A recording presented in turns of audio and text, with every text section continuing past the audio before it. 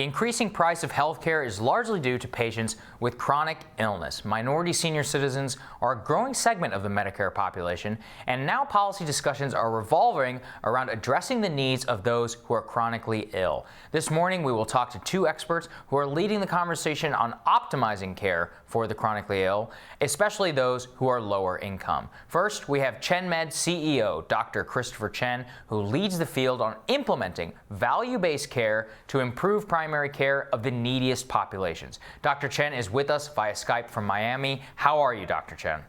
Morning, I'm doing very well here.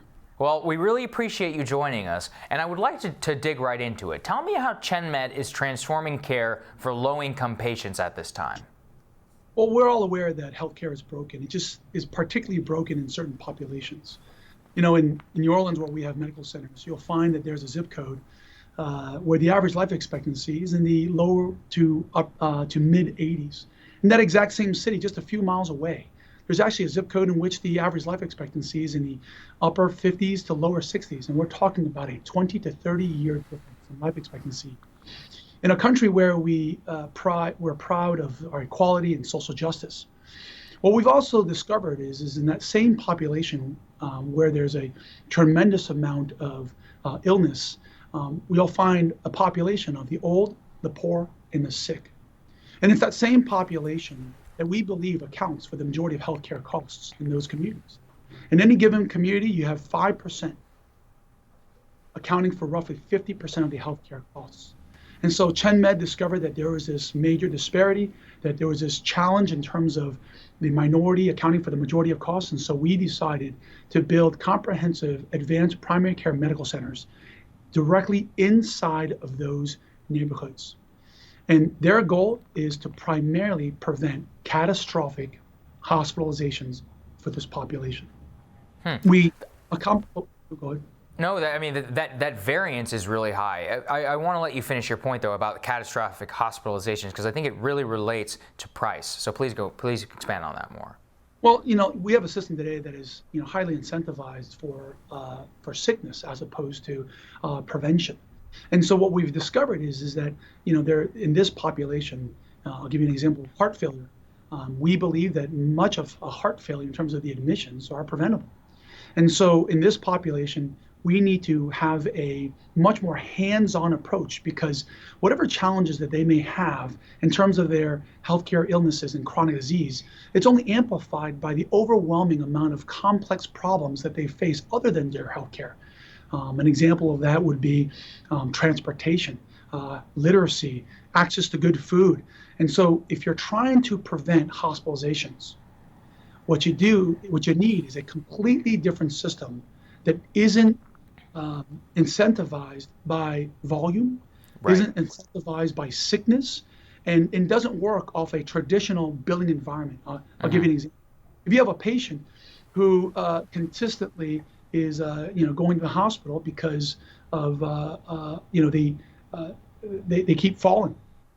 Well, you know, you can't create a bill to go into a patient's house and help that patient and look for rugs where they can trip and where they can fall. Another example is you have a patient who continues to get admitted for heart failure. I remember as a practicing cardiologist that patients keep coming to the emergency room, the same medical problem over and over again, and the emergency rooms were so happy to treat them. Those admissions cost $20,000 to $30,000 each. But if I could sit with a patient and spend time with them and talk about their diet and help them overcome some of these dietary challenges and substantially improve their adherence and compliance to certain medications, and where there's not a bill for that either, I can substantially reduce heart failure admissions, in some cases greater than 50%. And so what we do is that very hands-on, and sort of customized approach to a population in which they have just an overwhelming amount of complexities is what is needed.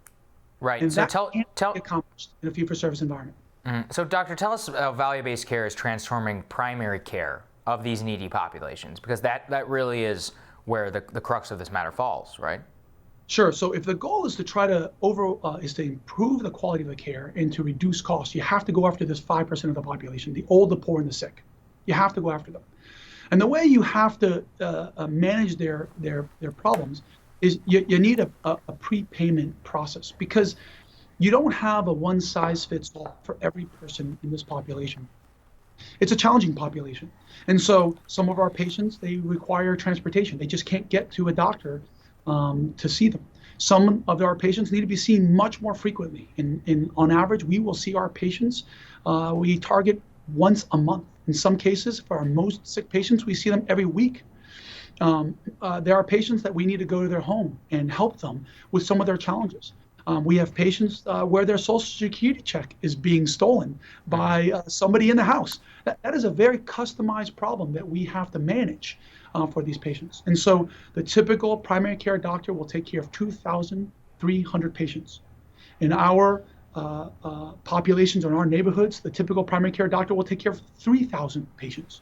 Wow. But for Chen Med, for this 5% to 10% of the population, our doctors will take care of just 400 patients, create a customized approach towards their care, and they'll be incentivized for substantially reducing catastrophic admissions that are preventable. And in order to do that, you have to have a prepayment process. You cannot find a bill for every little intervention that you want to go after to substantially improve the outcome. And that's that what makes sense. Right. So how are you expanding language access? Because that's also a barrier for many of these people, right? Absolutely. So there's two types of literacy access. There's the language access. There's also healthcare literacy as well. And there's actually illiteracy that we're challenged with. The first thing is, if you have any kind of barrier to communication, you must overcome it. You cannot have a bill that says if they speak Spanish, we need to bring in a special person for that, and therefore you need to solve for that. So the value-based care environment says you need to meet that patient, and you need to meet that need in whatever it takes to substantially improve their health. So that way they're not showing up in the emergency room every other week. And many times it could just be, hey, that doctor, you need to be able to communicate. That team that takes care of that patient has to be able to communicate with that patient, whether they speak Polish or Creole, or in South Florida, for example, we have a lot of Spanish-speaking patients, and they do not speak English. And so if we do not meet their need, they will go to the emergency room every other week to meet that need. And they will show up with their preventable catastrophic illnesses. And so we are therefore incentivized to solve that problem. Absolutely. In some cases, it's not just healthcare literacy, it's technological literacy. Remember, the majority of healthcare systems out there are not built for this population. They're built for the typical Fitbit wearing, Peloton riding, has access to internet, and they can search the web and make an appointment. What happens if you don't have Wi-Fi in your house? What happens if you don't know how to use a computer? And so these customized approaches to trying to manage these most complex populations can only occur in a value-based environment. And if we're talking about cost, you've got to figure out a solution for this 5 to 10% of the population, in which is not the Fitbit wearing, Peloton riding population that the majority of healthcare is built for. Well, thank you so much for joining us, Doctor. We really appreciate your insight. Thank you so much. I'm joined now by another leading voice who's bringing Medicare to underserved communities, Dr. Gary Puckrein. He's the president and CEO of the National Minority Quality Forum. His work focuses on helping communities and policymakers prevent premature death and preventable illnesses in special populations. Thank you so much for being with me, Doctor. Thank you. Good morning. So, good morning. Minority senior citizens right now, they're the growing segment of the Medicare population, and they have some unique challenges and opportunities in this patient constituency. Can you outline that for the audience? Sure. I think one of the most important things for people to understand is really about the Medicare program itself. So when President Johnson started the Medicare program, it was really designed to help families who had seniors in their family, and the cost of their health care was bankrupting families. And so the whole idea behind Medicare was to support those families and keep them from going into bankruptcy. Fast forward into the 21st century, our sense is that Medicare really needs to be reformed. It needs to be envisioned for the 21st century. And really what we're talking about is how do we conserve high quality, long lives? And right now the Medicare program, if you talk to most people who talk about Medicare, are talking about cost and value and not lives and the investment that we need to make in preserving high quality lives. Added to that is when you look at the underserved community, where Medicare out-of-pocket costs. So every time a beneficiary hits the Medicare system, be it for the hospital, the emergency room, the physician's office, they pay 20%. And on average, a Medicare beneficiary could be paying over $3,000 a year just on out-of-pocket cost. And that doesn't even touch the premiums for Part D drugs. So by the time you throw in the premiums, you're talking about $5,000 a year on households where people are on fixed incomes. That gets to be a lot of money, and it shows up in the quality of care and their ability to access care. We think that the program really needs to be reimagined for the 21st century. And really what we need to be focused on is how do we help people live long, high quality lives and make that investment in those populations, which is really not the conversation that is going on today.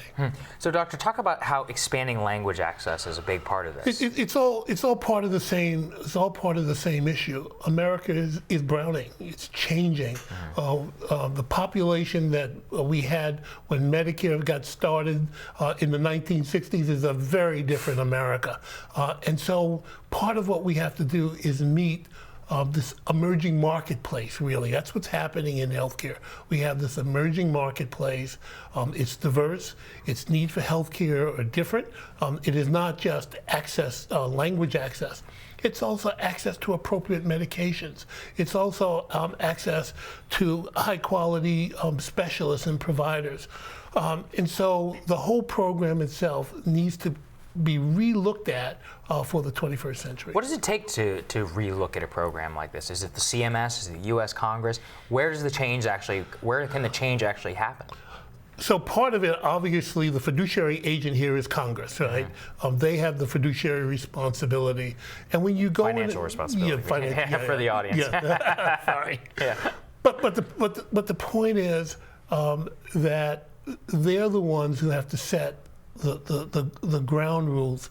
When you look at some of these members' districts, inside their district, you have people who life expectancy from birth is 60 years old, right?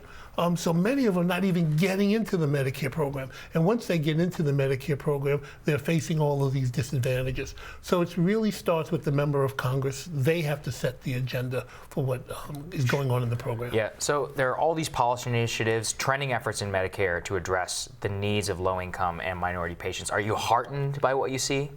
No, because I think they're still thinking about the program as if it was in the 20th century. And the reason why I'm saying that is we now are operating at the genome level. Our science is taking us to a place where we've taken HIV, which was a deadly disease, and turned it into a chronic disease. If you look at cardiovascular disease, they're on the decline. We have the ability to actually intervene and save lives, but the conversation is really on just money, and I think that's the wrong place to start.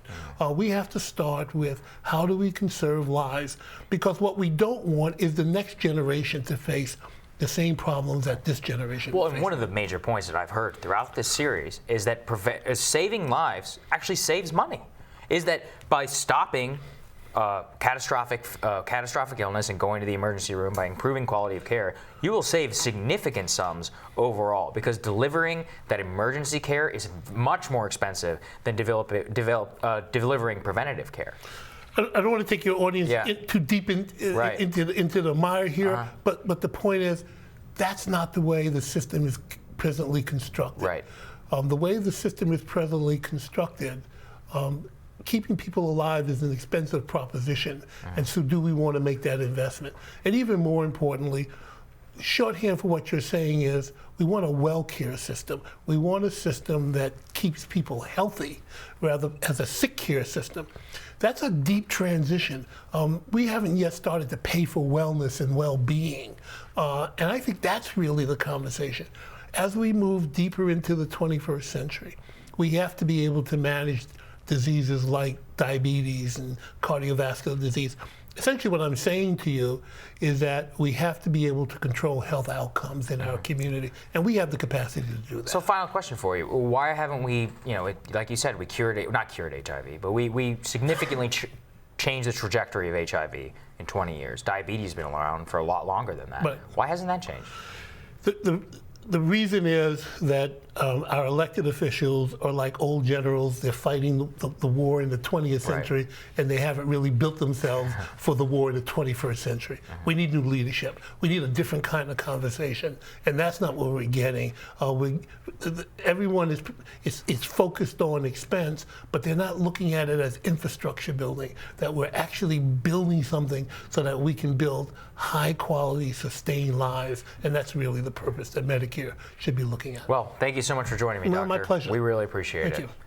Tomorrow, as we continue our series here on Rising on the Future of Medicare, Dr. Jerry Penso, President and the Chief Executive of AMGA, a healthcare advocacy group, will join us to talk about how corporate America is preparing for the Medicare of the future.